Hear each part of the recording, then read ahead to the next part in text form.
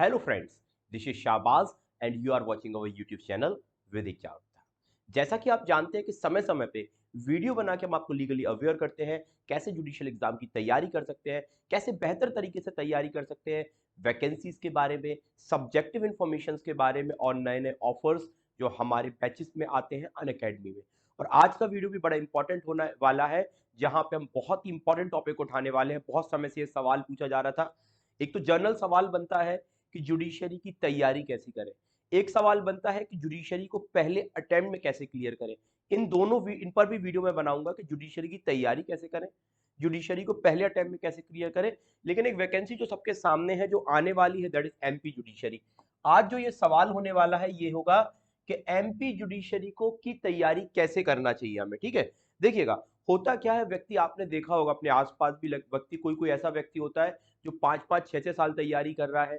5-5 6-6 साल तैयारी हो गया, लेकिन कभी कभी तो प्रीलिम्स भी नहीं निकलता, प्रीलिम्स निकलता है तो मेंस नहीं निकलता। इतना समय क्यों लग रहा है? और कुछ कुछ बच्चों को आपने देखा होगा कि पहले अटेम्प्ट में ही क्या कर लेते हैं, या पहले या दूसरे अटेम्प्ट में ही सिलेक्शन वो पा लेते हैं। तो क्या वो आपका क्या चीजें आपको करनी है, क्या नहीं करनी है, किन चीजों का ध्यान देना है, जब प्रिपरेशन स्टार्ट कर रहे हैं तो माइंड में कौन कौन सी चीजें होनी चाहिए।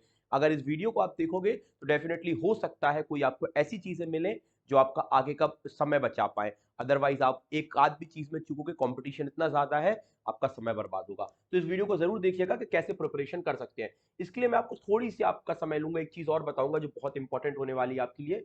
आप देख सकते हो, देखिएगा अगर प्रिपरेशन कर रहे हैं, एक तो आप अनअकैडमी को भी माध्यम चुन सकते हैं। अनअकैडमी में भारत के नंबर वन एजुकेटर्स हैं, मैं भी वहां पढ़ा रहा हूँ, इसके साथ साथ और भी एजुकेटर्स हैं। तो आप क्या कर सकते हो, इन एजुकेटर्स के साथ प्रिपरेशन कर सकते हो। और डेफिनेटली अगर इन एजुकेटर्स के साथ वहां प्रिपरेशन करोगे तो आपको बहुत ज्यादा फायदा मिलने वाला है। और अभी तो ऑफर भी चल रहा है, आप डिस्क्रिप्शन बॉक्स में जाएंगे, वहां पे लिंक मिलेगी, क्लिक करके अगर कोई भी सब्सक्रिप्शन ले रहा है तो आपको 20% ऑफ मिल जाएगा। ये 11 से 14 अक्टूबर तक है। और वीडियो बाद में देखोगे, बाद में भी ऑफर आपका एप्लीकेबल रहेगा। वो कितना रहेगा वो आपको देखना पड़ेगा, लेकिन अभी आपको 20% ऑफ मिल रहा है। कोड बस एक यूज करना पड़ेगा, शाबाश 10। ये अनलॉक कोड भी, अगर आप जाते हो आपसे कोई अनलॉक पूछता है तो वो भी कोड है। इसके साथ साथ आप देखिएगा इस प्रकार के बैचेस बहुत सारे होते हैं। सेम एमपी का भी बैच ऐसे ही आपको मिल जाएगा अगर आप एमपी की स्पेसिफिकली तैयारी कर रहे हैं। एक्सटेंसिव जुडिशरी बैच है, यहाँ पे लगभग लगभग हर एग्जाम की तैयारी कराई जाती है। आपको और बता दूं, देखिए फ्री टेस्ट सीरीज भी मिलती है वहां पे। टेस्ट सीरीज बड़ा इंपॉर्टेंट होता है जुडिशियल एग्जाम को निकालने के लिए। तो देख सकते हो फ्री टेस्ट सीरीज आपको मिल रही है, तो ये भी आप एनरोल कर सकते हो। यहाँ भी अगर सब्सक्रिप्शन लोगे, इसका सब्सक्रिप्शन भी मिल जाएगा, फ्री लोगे फ्री भी मिल जाएंगी। इसके साथ साथ बात करते हैं, देखिए अभी राजस्थान जुडिशरी का रिजल्ट आया, एमपी की बगल की स्टेट है, कितने बच्चों ने सिलेक्शन लिया।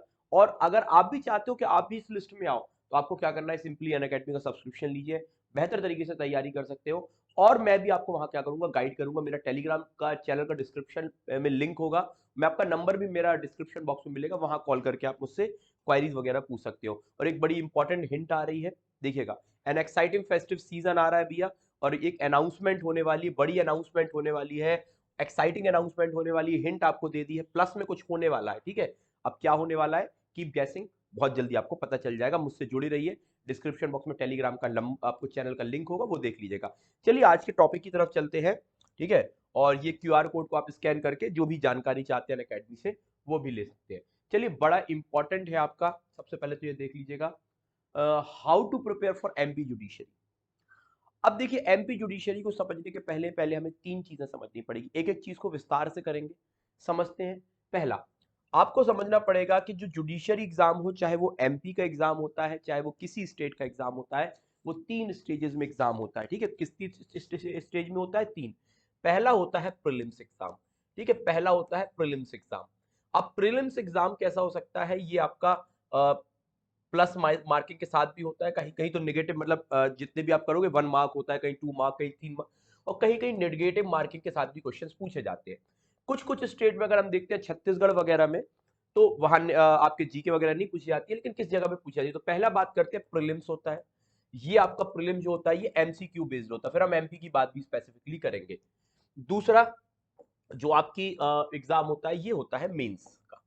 ठीक है, ये मेंस होता है, ये आपका राइटिंग स्किल्स पे रहता है। ठीक है, सब्जेक्टिव पे राइटिंग स्किल्स आती है, जजमेंट राइटिंग भी पूछा जाता है। कुछ कुछ स्टेट में जजमेंट पूछते हैं, किसी किसी स्टेट में नहीं पूछते हैं, किसी किसी स्टेट में क्वेश्चन आंसर पूछते हैं, किसी किसी जगह नहीं पूछते हैं। छत्तीसगढ़ में जाइए, क्वेश्चन आंसर नहीं लिखवाते हैं, किसी जगह समराइजेशन आ रहा है, किसी किसी जगह पे आपका ऐसे राइटिंग आ रहा है, तो अलग अलग स्टेट का अलग अलग चीज होता है, तो राइटिंग पे आपका ये चला जाएगा। तो तीसरा होता है इंटरव्यू। आपको क्या करते हैं, सामने सामने बैठा के इंटरव्यू लिया जाता है, जजेस की बेंचेस होती है, आपका इंटरव्यू लेते हैं, तो आपका एक प्रकार से पर्सनालिटी प्लस नॉलेज आपकी क्या कर लेते हैं, यहाँ पे चेक कर लेते हैं कि भैया तुम जज बनने लायक हो कि नहीं हो, तुम्हारी पर्सनालिटी क्या बोलती होगी। पर्सनालिटी भी बहुत अहम रोल प्ले करती है आपकी सिलेक्शन में, क्योंकि बहुत से मैं ऐसे बच्चों को जानता हूँ जो 4-4 5-5 बार सिलेक्शन दे चुके हैं, सॉरी 4-4 5-5 बार आपका इंटरव्यू दे चुके हैं लेकिन सिलेक्शन नहीं हुआ। तो आज उसको भी बात करेंगे कि आप उसकी पर्सनालिटी, अगर आपको ऐसा लगता है कि कुछ दिक्कत है तो उसको कैसे इनहांस कर सकते हैं। तो चलिए एक एक पॉइंट को हम उठाएंगे। हमारा मेन मुद्दा होने वाला है एमपी। देखिए अदर एग्जाम को भी हम बताएंगे, एक कॉमन वीडियो बनाएंगे जिसमें अदर सारे एग्जाम के बारे में बताएंगे, लेकिन आज हम स्पेसिफिकली बात करेंगे एमपी के बारे में। और अगर आप चाहते हो एमपी वगैरह को निकालने के लिए तो गाइड देखिए, सबसे पहले बात करेंगे जो एमपी का एग्जाम होगा प्रीलिम्स का। पहले प्रीलिम्स की बात कर लेते हैं, ठीक है, एक एक पॉइंट उठाएंगे। सबसे पहले प्रीलिम्स की बात कर लेते हैं। जो प्रीलिम्स का एग्जाम होता है ये होता है एमसीक्यू बेस्ड। अब आपको याद होना चाहिए जब भी कोई एग्जाम एमसीक्यू बेस्ड होगा तो इसे जब हम प्रिपरेशन स्टार्ट कर रहे हैं तो हमारा पहला फोकस तो क्या होना चाहिए, बेरेक्ट में। ठीक है, एमपी में देखिए, अब एमपी का सबसे पहले अगर आप एग्जाम की तैयारी चालू कर रहे हैं तो सबसे पहले तो क्या करिए, एक पीडीएफ डाउनलोड कर लिया एमपी के सिलेबस की। ठीक है, एमपी के सिलेबस की जो ये 2017 में चेंज हुआ तो उसके बाद सेम सिलेबस है। 110 नंबर का लॉ पूछा जाता है जिसमें आपके 12 सब्जेक्ट आते हैं। 20 नंबर की आपको इसमें जीके जीएस पूछी जाती है, 10 नंबर का इसमें इंग्लिश पूछी जाती है और 10 नंबर का आपका कंप्यूटर पूछा जाता है। एमपी की तैयारी क्यों करें, सबसे पहला रीजन है हर साल वैकेंसी आती है। यूपी वाले बच्चों से पूछिए 3-3 4-4 साल वैकेंसी नहीं आती, और हर स्टेट, शायद ही कोई स्टेट हो जिसमें हर साल रेगुलरली वैकेंसी एमपी की तरह आती हो। तो आपको क्यों एक तैयारी, अब देखिए सबसे पहले तो हमें सिलेबस माइंड में रखना है कि भैया 12 सब्जेक्ट्स कौन से हैं, जीके कौन सी, इंग्लिश कौन सी है, कंप्यूटर। अगर तैयारी स्टार्ट कर चुके हो अच्छी बात है, तैयारी स्टार्ट कर रहे हो, सबसे पहले तो ये आपके पास क्या होना चाहिए, मटेरियल होना चाहिए। अगर आप जंग लड़ने जा रहे हो, हथियार होने चाहिए, अर्थात आपके पास बेरेक्स वगैरह होने चाहिए भैया। तो ये 12 बेरेक्स आप क्या कर लीजिए, ले लीजिए। अब सबसे पहले बेरेक्ट पे क्या करना है अपन को, बेरेक्ट सबसे पहले प्रीलिम्स एग्जाम को निकालने के लिए बेरेक्ट में आपका कॉन्सेप्ट क्लियर होना बड़ा जरूरी है। कुछ चीजें ऐसी हैं, कुछ ऐसे सब्जेक्ट्स हैं जिसमें केवल और केवल बेरेक्ट पे आपको फोकस करना है। कुछ ऐसे सब्जेक्ट, अगर कॉन्स्टिट्यूशन आईपीसी बात करूं तो इसमें बेरेक्ट के बाहर के भी क्वेश्चंस आ जाते हैं, केस लॉज आते हैं वगैरह वगैरह की चीजें, कुछ चीजें आपको प्रॉब्लमेटिक क्वेश्चन बना के पूछे जाते हैं। लेकिन अगर हम बात करते हैं टीपीए वगैरह की या ये छोटे माइनर लॉज वगैरह होते हैं, तो सिर्फ इन लॉ में सिर्फ और सिर्फ क्या किया जाता है, बेरेक्ट से ही क्वेश्चन आते हैं। तो पहला फोकस तो हमें बेरेक्ट में होना चाहिए। बेरेक्ट को समझना, बेरेक्ट को रीड करना, बेरेक्ट को बार बार रिवाइज करना, तीनों चीजें जरूरी है। और बहुत बार क्या होता है, हम लोग बेरेक्ट को उस तरीके से नहीं पढ़ पाते जिस तरीके से पढ़ना चाहिए। तो उस कंडीशन में क्या होना चाहिए, हमें गाइड लेना चाहिए, गाइडेंस चाहिए। अब गाइडेंस आपका सीनियर दे सकता है, कोई आपको रिटायर्ड जज वगैरह मिल जाते हैं वो दे सकते हो, नहीं है तो कोचिंग्स वगैरह भी दे सकते हैं। जैसे मैं भी आपको यहाँ पे गाइड कर सकता हूँ, अनअकैडमी के थ्रू आप क्या कर सकते हो, सब्सक्रिप्शन ले लीजिए और वहां पे भी आप तैयारी बेहतर तरीके से कर पाओगे, क्योंकि बहुत सारे एजुकेटर्स है, इंडिया के बेस्ट एजुकेटर वो आपको प्रिपेयर कराएंगे। चलिए बेरेक्ट पे हमें करना है। जब पहला चीज बेरेक्ट पे आप रीड करेंगे, दूसरा चीज क्या होता है, जब हम बेरेक्ट पढ़ लेते हैं तो हमें क्या लगाने पड़ते हैं, एमसीक्यू। क्योंकि ये क्वेश्चन कैसे आते हैं, एमसीक्यू बेस्ड आपका रहता है। अगर आपका नेगेटिव मार्किंग आती है तो आप नेगेटिव मार्किंग की तरह करिए, अगर पॉजिटिव आती है तो पॉजिटिव मार्किंग की तरह मार्क करिए। अगर आप क्या क्यूएमआर शीट में, ओएमआर शीट में पूछा जाता है तो ओएमआर शीट में करिए, ऑनलाइन पूछा जाता है तो इसको आप हमेशा सॉल्व करते रहिए। जैसे आप एक टॉपिक कंप्लीट करते हो, आप टॉपिक वाइज भी आपकी एमसीक्यू आती है, तो उसको आप क्या करिए, तुरंत आप उसके एमसीक्यू लगाइए। जैसे एमसीक्यू लगाओगे क्लियरिटी समझ में आएगी कि भैया कहाँ पे कितनी गलती कर रहे हैं, क्या कैसा कर रहे हैं। जब तक आप नहीं लगाओगे, तो हमें तो जब पढ़ते हैं ना तो ये लगता है कि हमें सब कुछ आता है, तो हमें क्या करना पड़ेगा, एमसीक्यू हमेशा टॉपिक जैसे खत्म करो उस टॉपिक के एमसीक्यू लगाइए, देखिए कहां गलती हो रही है और जहां गलती होगी उसको सुधारने की कोशिश करिए। तो एमसीक्यू की आपके पास बुक भी होनी चाहिए, जैसे हम बेरेक करें, बेरेक के बाद ये भी चीज होनी चाहिए। देखिए इसके साथ साथ तीसरी चीज हमें जो प्रीलिम्स आपको एग्जाम निकालने में होनी चाहिए, वो होना चाहिए, हमें क्या होना चाहिए, बड़ा ध्यान से जीके पे भी ध्यान देना चाहिए अगर आप एमपी की तैयारी कर रहे हैं।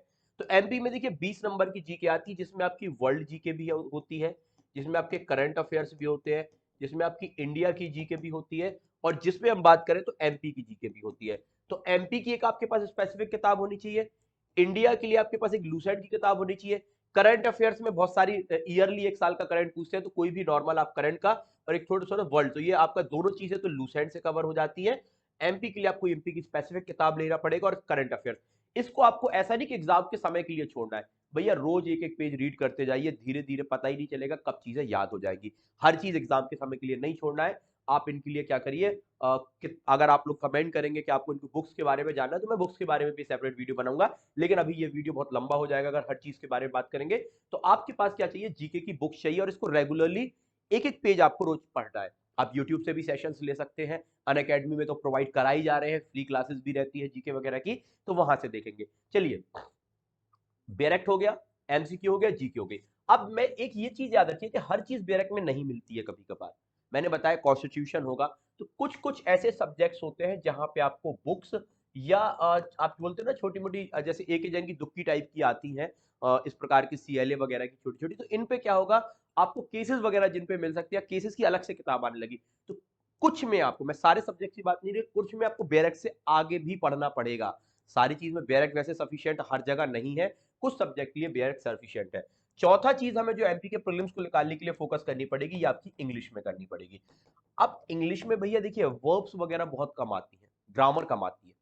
यहाँ पे antonym synonyms one word idem phrases आते हैं। आप प्रीवियस ईयर का पेपर निकालिए, सबसे पहले तो प्रीवियस ईयर के पेपर को एनालिसिस करिए कि आता क्या है और उसमें से आपको क्या आता है, क्या आप उन चीजों को सॉल्व कर पा रहे हैं या नहीं। अब हमने देख लिया कि भैया इंग्लिश इस प्रकार की आती है, इसमें antonym synonyms one word idem phrases आते हैं, तो इससे रिलेटेड जो भी बुक्स आती है इस पे सेम चीज आप एक पेज यहाँ पे भी पढ़ना चालू करिए, रोज अपनी वोकैब को एनहेंस करिए, क्योंकि ये आपको मेंस में भी काम करेगी जब आप ट्रांसलेशन करोगे। तो हमें क्या करना है, इंग्लिश के लिए एक अच्छी सी बुक लेनी है जिसमें मेनली कुछ क्वेश्चंस आपके आ सकते हैं ग्रामेटिकल, लेकिन ज्यादातर क्वेश्चन देखा गया है ग्रामर के नहीं आते हैं, वो आते हैं one word substitution, idle phrases, antonyms, synonyms, ठीक है, इस प्रकार के, तो इनको देखना है। इसके साथ साथ कंप्यूटर भी आती है, देखिए इंग्लिश जो आती है ना वो जर्नल इंग्लिश आती है, और कंप्यूटर भी आपका जर्नल आता है। तो आपके पास एक कंप्यूटर की किताब होनी चाहिए बेसिक, जिसमें आपको नॉलेज कंप्यूटर की मिल जाती है। तो हमें ये भी क्या करना है, सेम चीज होनी चाहिए। तो आपको केवल लॉ नहीं फोकस करना है, एमपी में आपको ऑल अराउंड सारी चीजें पूछी जा रही हैं, तो एक इसकी भी एक अच्छी सी किताब ले लीजिए कंप्यूटर की, और बेसिक वाली आप कोई भी बेसिक ले लीजिए, हिंदी या इंग्लिश में, दोनों में। याद रखिएगा इंग्लिश और कंप्यूटर के क्वेश्चन केवल इंग्लिश में आते हैं, तो बेहतर होगा आप इंग्लिश में इसको प्रिपेयर करें। अगर नहीं हो पा रहा है तो हिंदी में भी कर लीजिएगा, इंग्लिश तो इंग्लिश में ही करनी पड़ेगी, कंप्यूटर आप हिंदी में पढ़िए, लेकिन क्वेश्चन आपको इंग्लिश में मिलेंगे। तो पहले आपको पूरा फोकस्ड होना पड़ेगा कि हमें करना क्या है। पहले भैया अपने हथियार तैयार करो, मैं बार बार बोलता हूं, अगर आप एग्जाम में जा रहे हो, जंग, ये एक जंग है, एग्जाम भी क्या है, एक जंग है, तो जंग लड़ने जा रहे हो तो अपने हथियार तैयार होना चाहिए। आपके पास बेरेक्ट होना चाहिए, बुक होना चाहिए, एक अच्छा व्यक्ति होना चाहिए, एक अच्छी संस्था होनी चाहिए, एक अच्छी कोचिंग होनी चाहिए जो आपको गाइड करे। अगर आपके घर में कोई आपको गाइड कर सकता है तो वो भी आप चल जाएगा, लेकिन एक भैया गाइडेंस आपको चाहिए कि हम भैया अपनी प्रिपरेशन कैसे, समय समय पे एमसीक्यू लगाइए, समय समय पे टेस्ट सीरीज को आप सॉल्व करिए, जिससे हमें पता चल पाएगा कि हम कहां पर खड़े हैं और क्या। तो आप इन चीजों पे करिए। इन केस अगर कोई पॉइंट मिस हो रहा हो तो आप description box, sorry, comment box पे मैसेज करके मुझसे पूछ भी सकते हैं। चलिए, ये तो हुई प्रीलिम्स की बात, और याद रखिए एक प्रकार से अगर आप प्रीलिम्स देने जा रहे हैं तो आप अगर 150 नंबर का आता है तो मन में आप हमेशा बना के रखिए कि हमें 130 नंबर चाहिए। इस बार की कट ऑफ 125 गई थी, लेकिन मैं ये कहता हूं कि अपने आप को हमेशा ऊपर के लिए लेके जाइए कि भैया मुझे 150 में से 130 नंबर चाहिए है, अगर आप जनरल कैटेगरी में हो। और हर व्यक्ति जनरल कैटेगरी का ही सोचे, ठीक है, हमें कोई कैटेगरी से हम भले बिलोंग करते हो, लेकिन ये नहीं सोचना कि भैया हमारे 80 आ जाए, 90 आ जाए, 100 आ जाए, भैया हमें 130 ही चाहिए, खत्म बात। तो उस लेवल की प्रिपरेशन होनी चाहिए, तब आपका प्रीलिम्स निकलेगा। और जब एग्जाम दे के आओ ये होना चाहिए कि भैया प्रीलिम्स निकल गया, मेंस की तैयारी कर लीजिए तुरंत।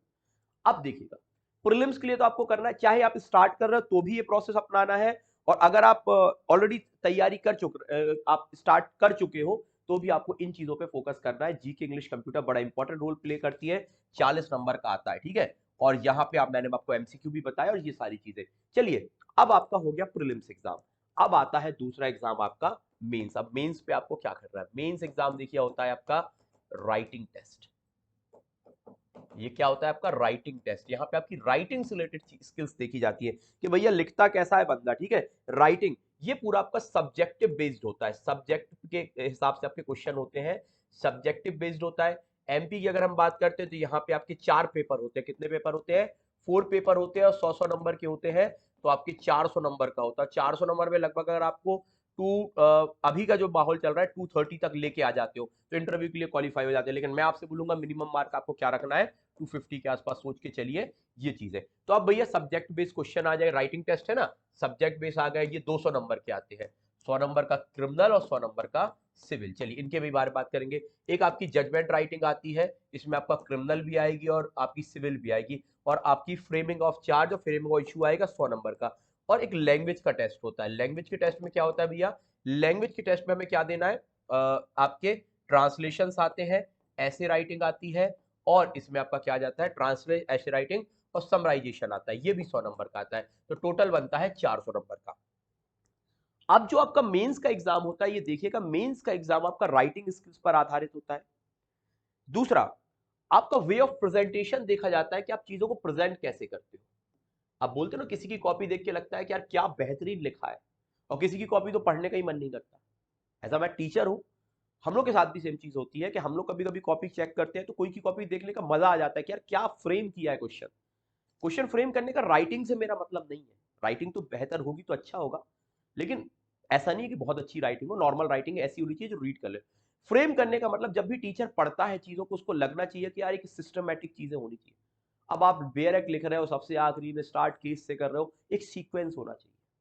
सीक्वेंस के साथ साथ हमें ये देखना पड़ेगा हम कौन कौन सी चीजें देख रहे हैं। देखिए बहुत ज्यादा अपने पास समय भी नहीं रहता है, टाइम मैनेजमेंट का ध्यान देना है। अब भैया उस पर्टिकुलर समय में जो भी आपके पास बेस्ट चीज है वो दीजिए आप टीचर को। आप वहां पे ये लिख के बताइए कि मुझे ये भी पता है। हमेशा कोशिश करिए कोई ऐसी चीज बताने की, ऐसी चीज जो टीचर को लगे कि हाँ यार ये बच्चे ने नई चीज लिखी। अगर सबके जैसा घिसा पिटा लिखोगे, एक ही किताब से सबको बेरेक्ट ही बेरेक्ट छाप पाओगे, बेरेक्ट जरूरी है, लेकिन केवल बेरेक्ट लिखोगे तो भी दिक्कत है। तो हमारे क्वेश्चंस क्या होने चाहिए, माइंड में कम से कम फ्रेम होने चाहिए। जब माइंड में क्वेश्चन फ्रेम होंगे तो हमें वहां पे समय भी बचता है, और हमें पता चलता है सीक्वेंस हमारा क्या होगा, तो हम बेहतर तरीके से चीजों को लिख पाते हैं। मैं नहीं कहता, और इसके लिए हमें क्या चाहिए पड़ता है, हमेशा गाइडेंस चाहिए पड़ता है। मैं आपको बार बार कह रहा हूं कि अगर गाइडेंस चाहिए, हमारी संस्था से आप जुड़ सकते हैं और अकेडमी से जुड़ सकते हैं, डेफिनेटली वो आपको हेल्प करेगी। इसके साथ साथ वे ऑफ प्रेजेंटेशन आपका देखा जाता है। चलिए इसके साथ साथ क्या देखा जाएगा, आपका कॉन्सेप्ट क्लियर है कि नहीं है। अब भैया कभी कभार प्रॉब्लमेटिक क्वेश्चन आ जाते हैं, ठीक है, क्लियर है कि नहीं है, कॉन्सेप्ट क्लियरिटी देखी जाती है। अब कॉन्सेप्ट क्लियर है, आपको क्वेश्चन दिया जा रहा है, आप क्वेश्चन को डील कर पा रहे हो, अच्छी बात है। अब तो भैया एमपी में तो बहुत सारे सारे क्वेश्चन आने लगे, तो वहां पे आपको कितना लिखना है ये भी आपको सोचना पड़ेगा कि भैया आपको पहले से होना चाहिए कि मुझे ये क्वेश्चन स्टार्ट, ये क्वेश्चन आया है, ये क्वेश्चन मुझे यहां से स्टार्ट करना और यहां पे खत्म। वहां पे सोचने का समझ नहीं होता।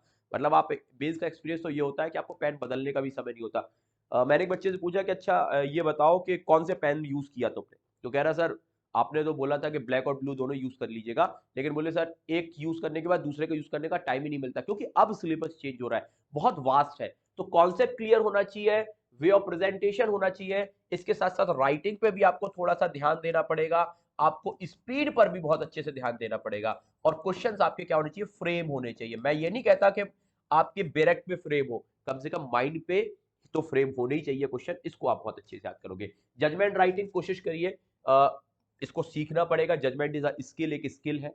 लॉ के बाद आप जब आपकी लॉस क्लियर हो जाए तो जजमेंट राइटिंग की भी आप कोचिंग वगैरह करिए, गाइडेंस लीजिए कैसे जजमेंट को लिखना है, जितना बेहतर जब भी, क्योंकि 100 नंबर का आता है। और इस पे लैंग्वेज पे बड़ा ध्यान रखिए, चाहे आप हिंदी मीडियम के हो चाहे इंग्लिश मीडियम के, एक लैंग्वेज का पेपर होता है जिसमें आपको आर्टिकल राइटिंग्स वगैरह लिखनी है, जिसमें आपको समराइजेशन लिखना है। आर्टिकल राइटिंग समराइजेशन हिंदी में हो जाएगा, लेकिन हिंदी वाले और इंग्लिश वाले बच्चों को दोनों को याद रखिए, वोकैब आपकी होनी चाहिए। इसलिए डिगलॉट में बेयरक पढ़िए, क्योंकि ट्रांसलेशन आता है और ट्रांसलेशन लॉ का होता है, तो जब हम डिगलॉट में बेयरक पढ़ते हैं तो हमारे वोकैब बहुत अच्छी हो जाती है। तो इसमें भी आपको क्या करना है, बहुत अच्छे से ध्यान देना है, तो आप इसमें भी दीजिएगा, आपका मेंस क्लियर होगा। और मेंस में मैं बार बार कह रहा हूं, writing skills, way of presentation, कैसे चीजों को लिख रहे हो, क्लियरिटी, क्लियरिटी बड़ी जरूरी होती है। देखिए कॉन्सेप्ट क्लियरिटी के साथ साथ जो आपकी कॉपी होगी ये भी क्लियर बहुत होनी चाहिए, राइटिंग अच्छी होनी चाहिए, स्पीड बेहतरीन होनी चाहिए, और आपके क्वेश्चन माइंड में कम से कम फ्रेम होने चाहिए। क्वेश्चन अगर वैसे फ्रेम नहीं है तो इन चीजों पे अगर हम ध्यान देते हैं तो डेफिनेटली हम क्या कर सकते हैं, अपने मेंस एग्जाम को निकाल सकते हैं। अगर आपको कोई और क्वेश्चन मेंस को लेके हो, आप हमसे वो भी पूछ सकते हैं, डेफिनेटली हम आपको वो भी आंसर देने की कोशिश करेंगे। एक आध सैंपल भी लेके आएंगे कि मेंस के क्वेश्चन को लिखना आपको कैसे है। चलिए तीन चीजें हो जाती हैं। चौथी स्टेज, तीसरी स्टेज के लिए भी हमें ऑलरेडी प्रिपेयर होना पड़ता है, वो है इंटरव्यू। मैंने आपको अभी एक एग्जाम्पल बताया कि मैं बहुत सारे ऐसे बच्चों को जानता हूं जो 3-3 4-4 बार इंटरव्यू से बाहर हुए हैं। भैया इतनी आगे तक जाकर बाहर होने में बड़ा कष्ट होता है, ठीक है, कोई भी व्यक्ति हो, लेकिन क्यों, क्या वो कमियां रही, मैं भी इंटरव्यू 4-4 बार इंटरव्यू दिए हैं, तो वो कमियां क्या रही या वो बाद में समझ में आती है। तो मैं आपको चाहता हूं कि आप उससे पहले अवेयर हुई सारी चीजें।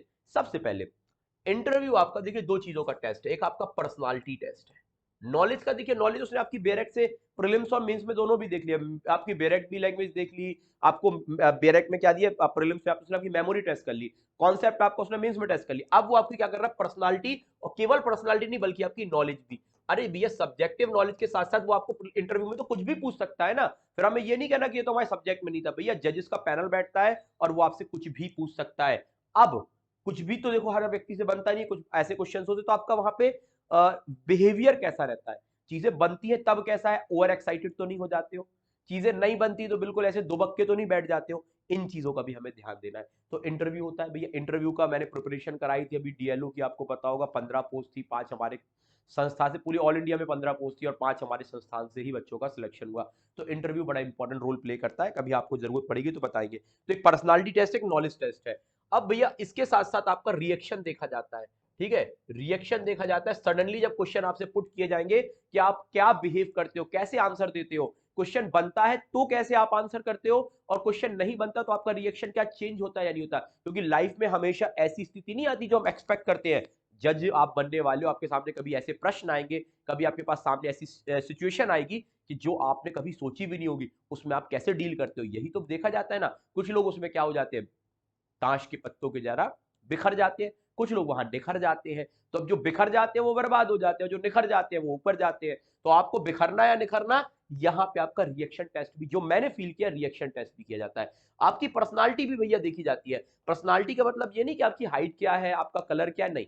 पर्सनालिटी, आप बोलते हो तो कैसे लगते हो। भैया बोलने में यार अट्रैक्टिव लगना चाहिए। देखो क्या कुछ लोग बोलते हैं तो उनको सुनने का मन करता है, कभी आपने भी देखा होगा कि यार भैया क्या बोल रहा है, जो मोटिवेशन स्पीचर स्पीकर वगैरह, आपको वो वैसा तो नहीं बोलना, लेकिन यार जब कभी कभी व्यक्ति बोलता है तो आकर्षित होते हैं व्यक्ति। तो आप एक जज के रूप में बैठे हो तो कम से कम ऐसा तो बोलिए कि लोग आपको सुनने की कोशिश करें। आप ऐसा बोल रहे हो कि कुछ मजा ही नहीं आ रहा, पता नहीं बोल क्या रहे हो, आप खुद ही को नहीं समझ पा रहे या आपको कोई समझ नहीं पा रहा, इनको चीजें। आपकी वे ऑफ डिलीवरी बहुत अच्छी होनी चाहिए, जो चीजें बोल रहे हो वो सामने वाले तक क्या पहुंच पा रही है या नहीं पहुंच पा रही है। अगर मैं कोई चीज आपको बता रहा हूं तो क्या चीजें आप तक पहुंच पा रही है या नहीं पहुंच पा रही, इन पे भी हमें बड़ा फोकस करना पड़ता है। और जब ये हम सारी चीजों पे फोकस कर लेते हैं, ड्रेस वगैरह पे फोकस होता है, वो हम एक अलग से वीडियो बनाएंगे क्या ड्रेस होनी चाहिए क्या नहीं। लेकिन अभी तो मोटा मोटा पर्सनालिटी पे अगर ध्यान देना, पर्सनालिटी थोड़ी सी दिक्कत करती है तो कोशिश करिए दोस्तों के साथ बैठिए, ठीक है, ग्रुप डिस्कशन करिए, उनके साथ बोलने की। हो सकता है इंटरव्यू में जाके डर जाओ, मिरर के सामने बोलने की ये बोला जाता है कि मैं बोलता हूँ बच्चों से कि मिरर के सामने खड़े होइए, अगर आपको खुद से डर लगता है तो बोलिए। कभी भी मौका मिले स्टेज में खड़े हो जाने का तो भैया स्टेज में जाइए, लोगों के सामने बोलिए, भले गलत बोलिए। देखिएगा, एक बार गलत बोलोगे, 2 बार बोलोगे, धीरे धीरे सही हो जाओगे। एक बार डरोगे, 2 बार डरोगे, धीरे धीरे सही हो जाओगे। लेकिन कोशिश तो करनी है ना, क्योंकि कोशिश करने वालों की कभी हार नहीं होती। तो अगर आप इस प्रकार से चीजों अभी से अपने माइंड में डाल लोगे कि इस प्रकार से भैया तैयारी स्टार्ट करनी है एमपी की, तो डेफिनेटली आपका सिलेक्शन कोई नहीं रोक सकता। और जहां भी हेल्प होगी, हेल्प की जरूरत होगी, मैं और मेरी टीम अनअकैडमी की पूरी आपके लिए रही। डिस्क्रिप्शन बॉक्स में नंबर है, आप अभी से सब्सक्रिप्शन लीजिए। 1 साल, कम से कम 2 साल का बहुत रीजनेबल प्राइस में आपको सब्सक्रिप्शन मिलता है। अगर सब्सक्रिप्शन लेना है तो आप इस नंबर पर मुझे कॉल भी कर सकते हैं, मैं आपको बता दूंगा क्या प्रोसेस होगी। तो इससे क्या होगा, आपको अभी से वहां पे हम क्या सेशंस लेते हैं, प्रीलिम्स कैसे तैयारी करनी, मेंस, इंटरव्यू, सारी की सारी चीज आपको एक ही जगह मिलती है, और इंडिया के बेस्ट एजुकेटर्स के माध्यम से। तो वीडियो अच्छी लगे तो वीडियो को लाइक करें, चैनल को जरूर सब्सक्राइब करिएगा। ऐसी और वीडियोस लेके आएंगे जहां पे फर्स्ट टाइम में कैसे एग्जाम निकालना है, क्या क्या वीडियोस होंगी, क्या क्या सब्जेक्ट्स होंगे, सारी चीजों के बारे में हम चर्चा करेंगे। वीडियो अच्छी लगे तो वीडियो को लाइक करें, चैनल को सब्सक्राइब करें, डिस्क्रिप्शन बॉक्स में दिए गए टेलीग्राम चैनल को जरूर आप फॉलो कर लें।